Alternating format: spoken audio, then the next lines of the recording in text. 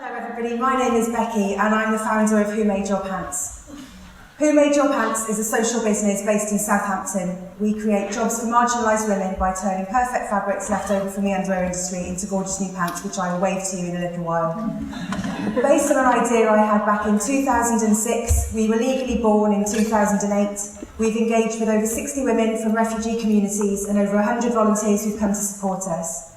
I'm going to talk today about two of my passions, underwear and human rights, and how I've managed to bring them together for something that makes me smile every day and turns some wonderful pants out into the world as well. So I'm talking about power, passion, purpose and pants.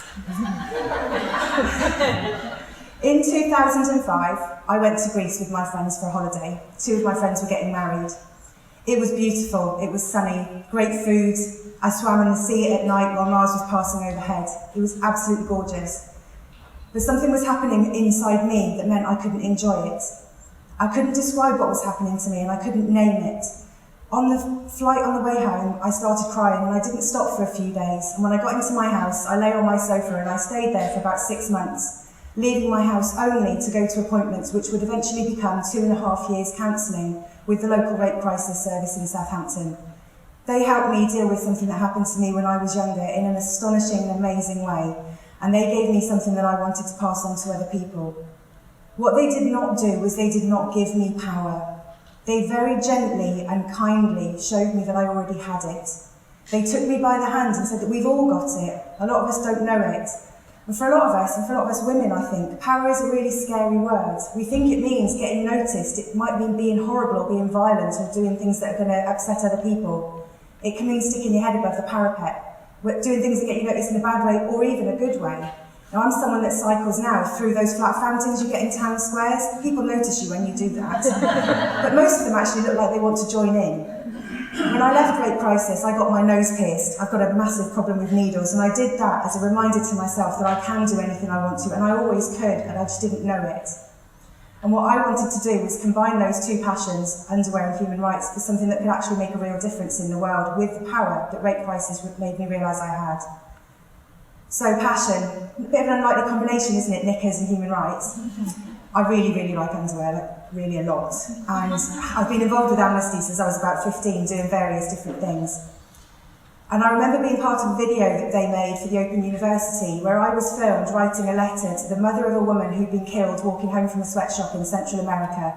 There's a huge spate of what's called femicide. These large-scale, thousands of women every year are killed in these particular areas. I've got this beautiful underwear set, and it's yellow and pink and orange. It's just like a sunset, it's gorgeous. And I was looking at it thinking, I don't know whose hands have held this, I don't know which countries this has been to, I don't know anything about it. I don't know who made my pants.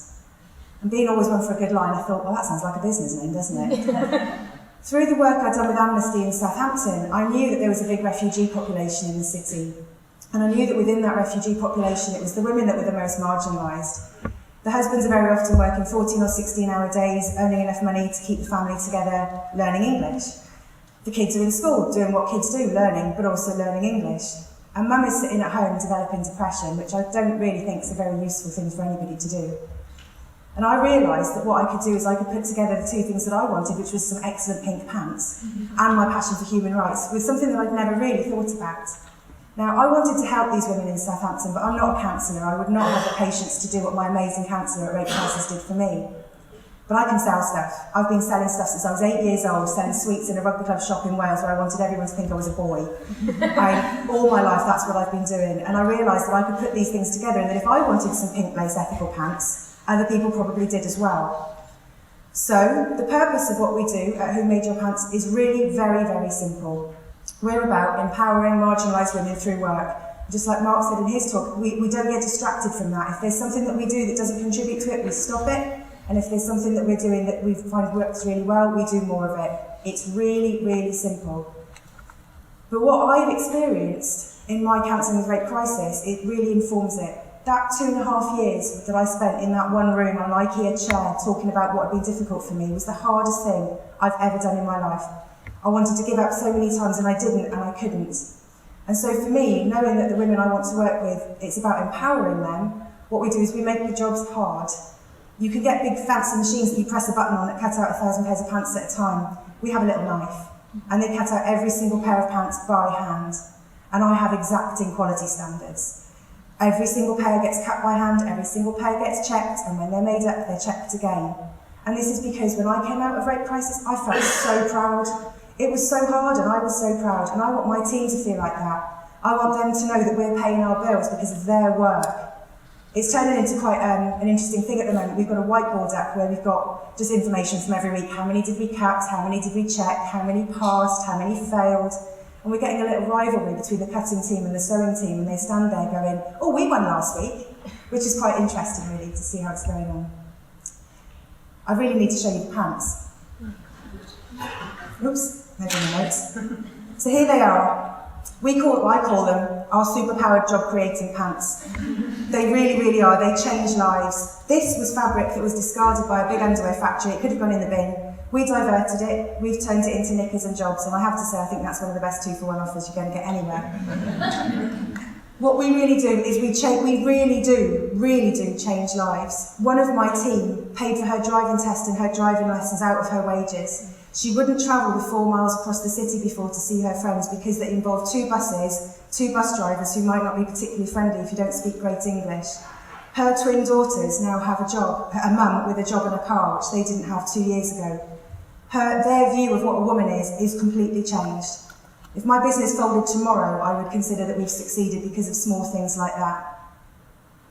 I wouldn't want to leave anybody with instructions because I was never given instructions by my fantastic counsellor. But I just want to say a couple of things about anger and passion. Anger is a mobilising force. That's something that I was told by my counsellor. It really, really is. Nobody ever changed anything by being happy with the status quo. It is right to be angry about some things. It's right to be angry about Rana Plaza, that dreadful factory that collapsed out in Bangladesh. It is right to be angry that women that I work with are marginalised and left without any opportunity. These are women that might speak 5 or 6 languages, that have travelled halfway around the world, that have got resilience that some of us might never even be able to dream of.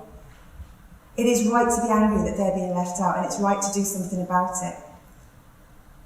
I think I'm probably going to finish early, but I just want to leave you with 3 things, which is that if I would leave you with an instruction or a message, recognise your own power. You've already got it. Balance your fizzing passion for whatever it is that you want to do with a really clear-headed and level view of your focus, and wear some excellent pants.